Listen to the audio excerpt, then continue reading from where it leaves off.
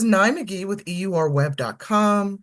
Hello. Anna, Madison, Spencer, and Evan, thank you for giving me your time today to speak about this very exciting new series, The Z Suite. Tell us about the character you play and how he or she kind of navigates this competitive world of advertising that we're going to see across the 8 episodes, I do believe, of this series.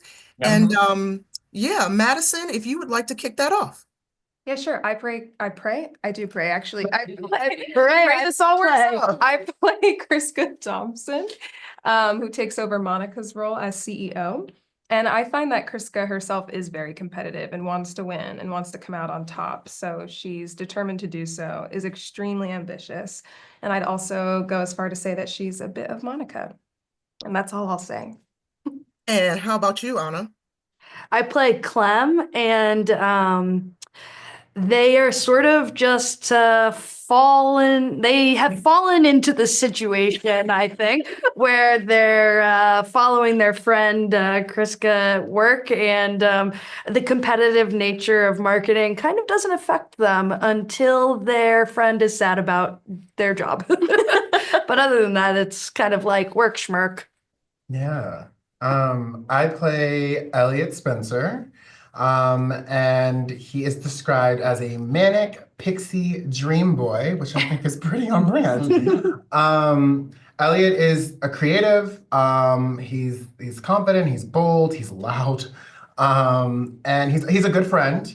Has an interesting work ethic, but he will never not serve a look.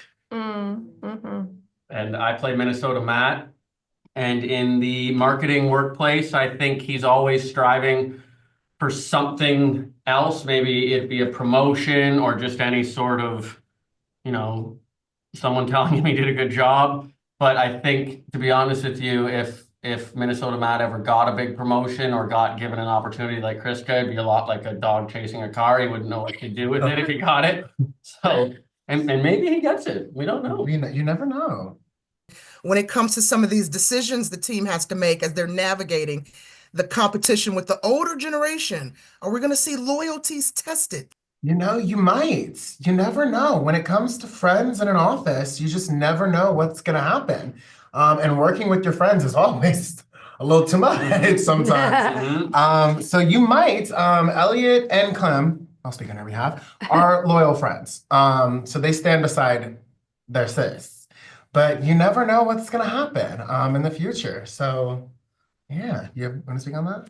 I agree wholeheartedly. It's too much time to spend with someone without there being some fallout. But they are loyal at the end of the day. How do you think this series reflects the real generational tensions we see in today's workplace? Well, it's so interesting because we don't work in a traditional workspace, so it's hard for us to speak on that. But what we have been talking about today a lot is that we kind of feel the opposite, that there is a generational gap, but that people are just people. People are people everywhere in every country, and people do people things. So I kind of feel like people do people things, and I just kind of feel like we're all not so different, The gaps are wide in terms of our show and how old or how young we are playing these characters. But like we were talking about how slang has kind of come full circle and how like Monica and Kriska actually have the same wants and needs. They're just different ages. About it. I love episode 7. I'm not sure what I can tease, but let's just say Minnesota Matt is let out of the box and given some freedom to be more his true self. And I had a lot of fun for that episode, and I'm excited for that one to come out and for the audience to see that one. Episode 7 is a great, all of the episodes are great, but episode 7, reading it like from the table read, I loved that. It's like a really cool idea. Yeah. When you get there, you're gonna be like, I know what we're talking about. Like this is sick. My favorite episode is 4, just because you get to see a glimpse of what Elliot actually can do. Besides him showing up late every day, and diagnosing himself with made up illnesses that do not exist. You can actually see his creative side come out, and you get to see a little personal side of himself where he shines. And Madison, what are you most excited about viewers experiencing overall when they deep dive into this series? I hope that it can just be an escape for people. We keep saying that we just hope that it brings joy, it makes you laugh, it's got some heart in it. And that you kind of see yourself in a bit of everyone or someone in particular. I think there's something for everyone in our show.